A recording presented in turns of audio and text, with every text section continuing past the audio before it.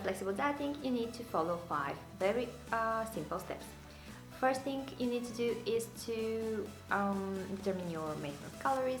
Then you have to define your daily calorie intake according to your goal. So you need to create a calorie deficit or to create a calorie surplus.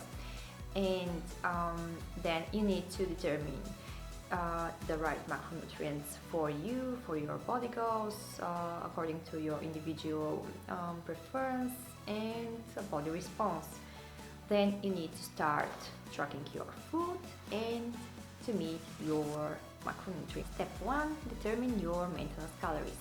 Your maintenance calories are actually your TDE or total daily energy expenditure. Your TDEE represents the number of calories you burn every single day without changing your body weight.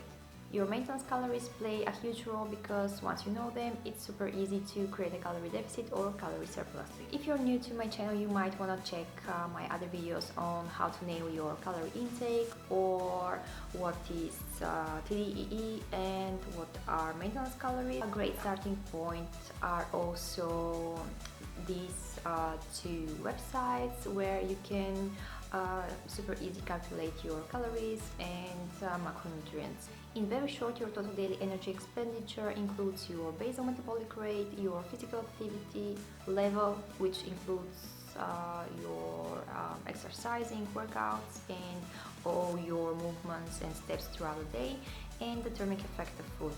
Once you know your total daily energy expenditure, you can then easily subtract or add 15-20% calories for creating a calorie deficit or a calorie surplus.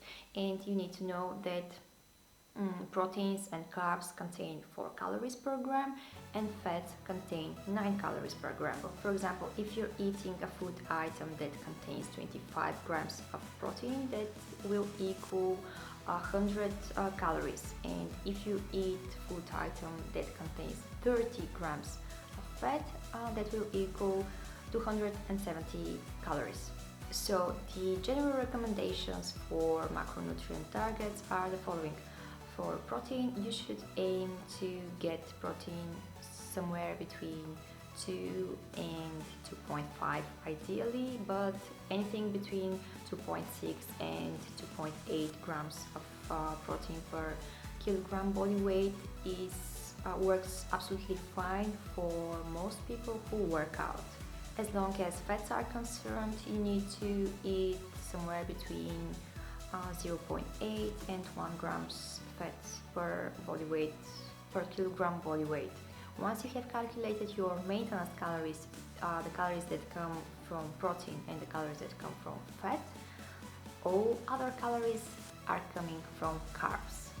And please don't focus on trying to find perfect numbers for you, because there are no such thing as perfect numbers. Just define a starting point, see how your body feels, see how you feel, what are your energy levels, what is your performance at the gym, how you sleep, and then try to change a bit.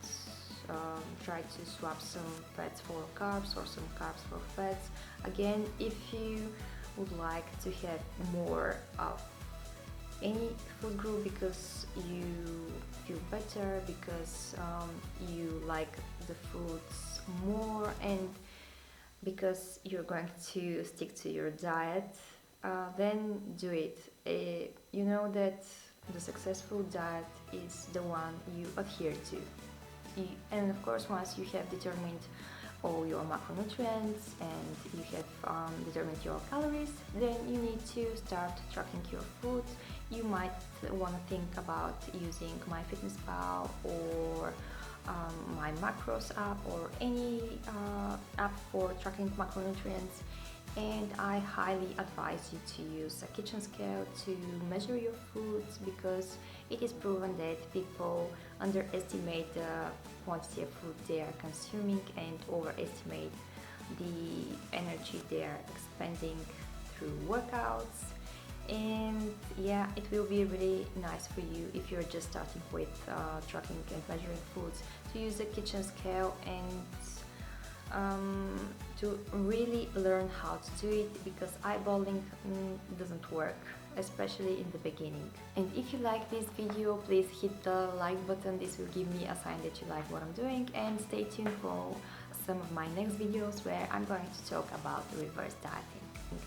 And I'm planning some videos on how to fight cravings.